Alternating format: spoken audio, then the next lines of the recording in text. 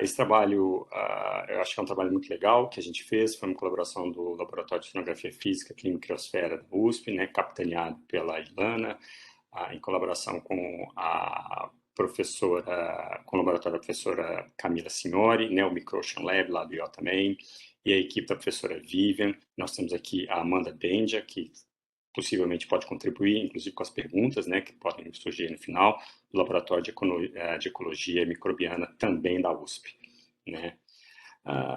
Então, bom, agora está passando. Esse é o paper, né, do que a gente vai falar hoje, saiu esse ano.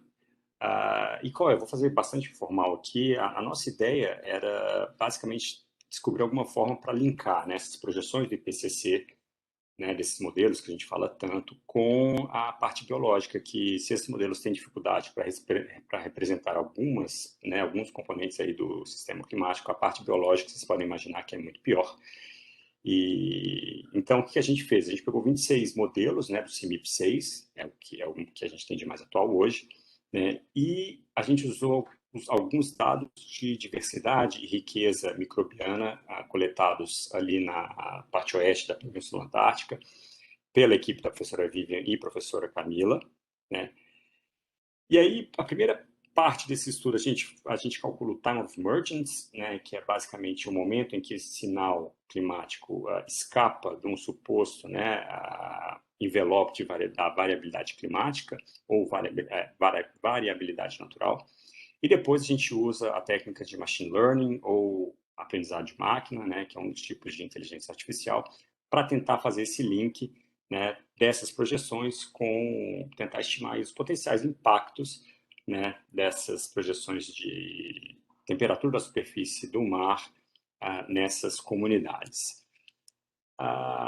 Aqui a gente tem as séries, né, da mudança do SST do Oceano Austral inteiro. A gente olhou para 4 cenários do IPCC.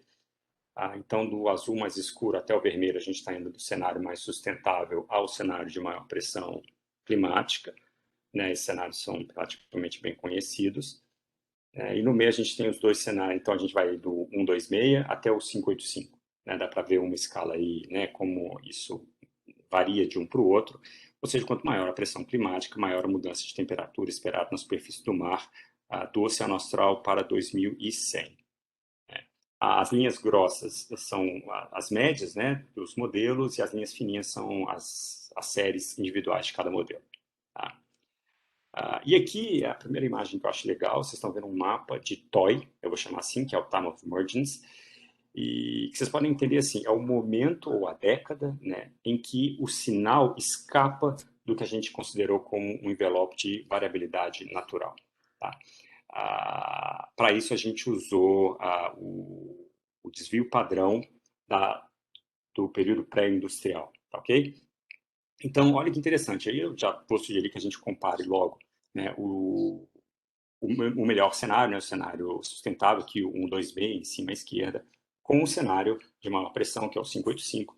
E aí fica bem claro que no cenário sustentável, né, essa emergência do sinal, né, acontece muito tardiamente, né? Inclusive em algumas regiões, se a gente olhar aqui para o Mar de Rosa e para o Mar de Weddell, esse sinal nem chega a escapar ali. Ou seja, a gente poderia dizer que, né, esse sinal da mudança climática não chega nessas regiões. Tá? E onde chega? Chega no final do século, praticamente.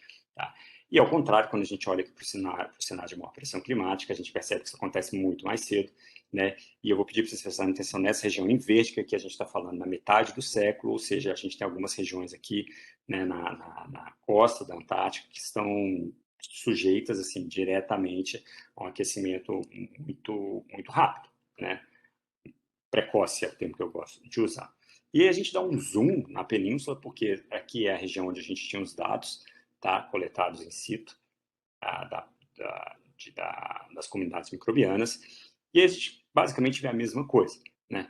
Que no cenário mais sustentável, vocês estão vendo aqui em cima novamente o SSP 126, esse sinal de mudança demora bem mais para chegar, ele vai, né, aparecer por aqui só no final do século, e quando a gente olha para o cenário de maior pressão, basicamente na metade do século, né, que a gente tem 2050, 2055, esse sinal já, né, de mudança já está chegando aqui, o aquecimento, e a nossa dúvida é como que a gente transportaria, né, isso para esse universo da microbiologia, né, porque realmente os modelos não conseguem simular pelo menos essa parte da vida por enquanto.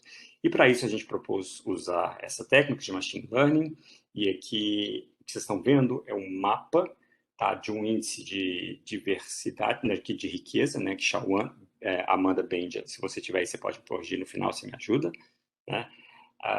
E à esquerda, né, vocês estão vendo um mapa desse índice do que foi observado, né, a gente tem alguns anos de coleta ali, e à direita, vocês estão vendo o que a técnica de aprendizado de máquina projeta para cada cenário, partindo das observações. E o que fica muito claro é que quando a gente olha para o cenário mais de maior pressão climática, o impacto é bastante grande, inclusive essa cor bege aqui, para representar um pouquinho o deserto, não foi escolhida à toa, né? E quando a gente olha para o cenário mais sustentável, a gente percebe que esse impacto não é tão grande.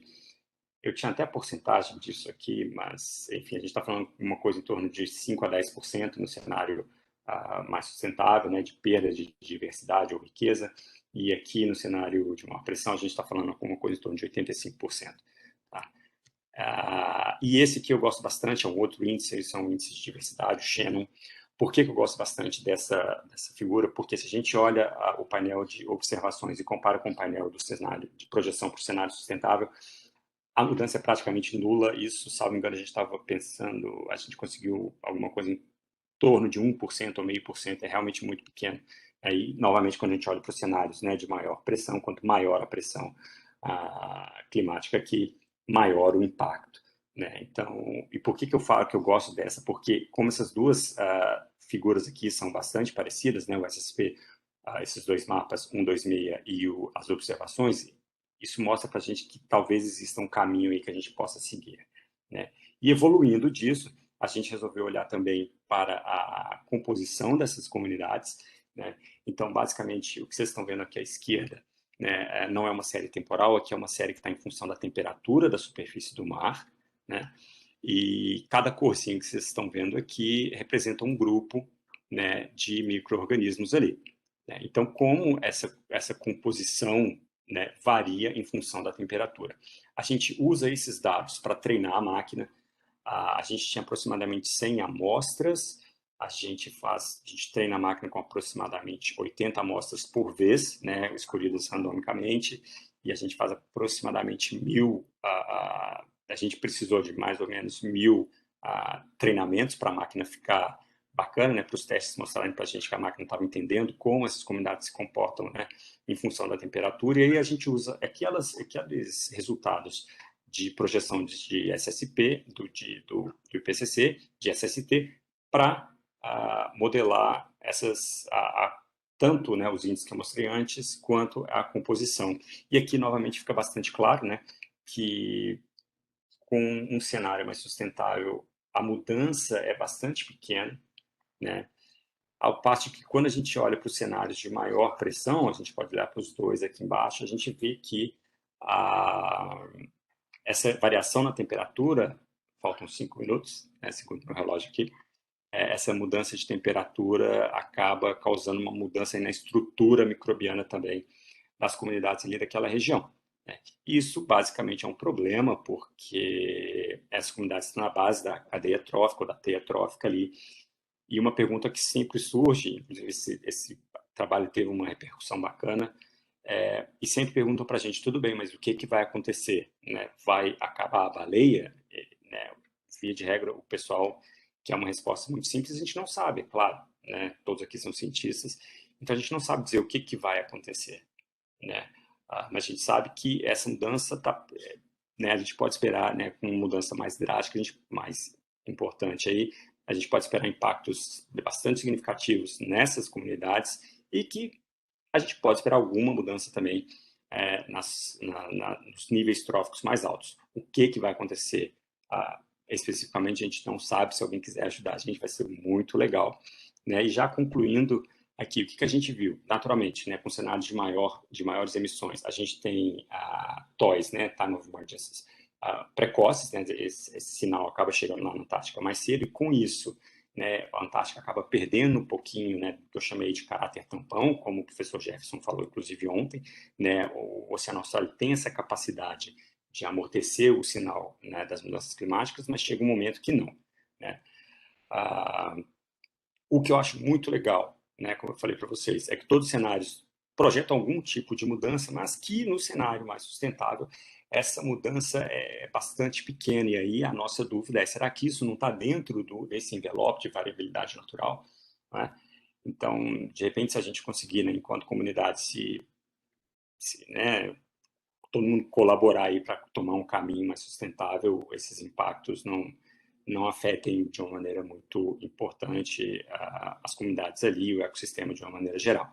Né? E, por fim, o que a gente está pretendendo fazer daqui para frente, a gente percebeu que só a temperatura da superfície do mar afeta, né, diferentes grupos de diferentes maneiras, e aí o ponto é, cara, e as outras variáveis, né? E se a gente conseguir fazer um machine learning um pouquinho mais elaborado e colocar salinidade, pH, eu acho que pH pode dar uma resposta bastante interessante. Eu desconfio que talvez a tensão de desalamento do vento também, para a questão né, dos processos turbulentos ali. Mas isso está ainda numa fase embrionária, principalmente porque agora eu estou, né, nessa transição de trabalho, mas a gente já começou isso, inclusive em colaboração com o pessoal do GOAL, né, especificamente o professor Rodrigo Kerr. A gente já está com alguns dados aí, só que a gente precisa de mais dados. Como eu falei, a gente trabalhou com 100 amostras, né, para essa primeira parte, e a gente tem alguma coisa em torno de 50 amostras hoje de pH, e talvez isso seja pouco para a gente fazer esse treinamento. Então, não sei, a gente está pensando de repente fazer um treinamento, pré-treinamento, mas isso ainda está nessa fase, talvez não embrionária, mas a gente ainda está no começo. Tá bom? 13 minutos. Muito obrigado, pessoal.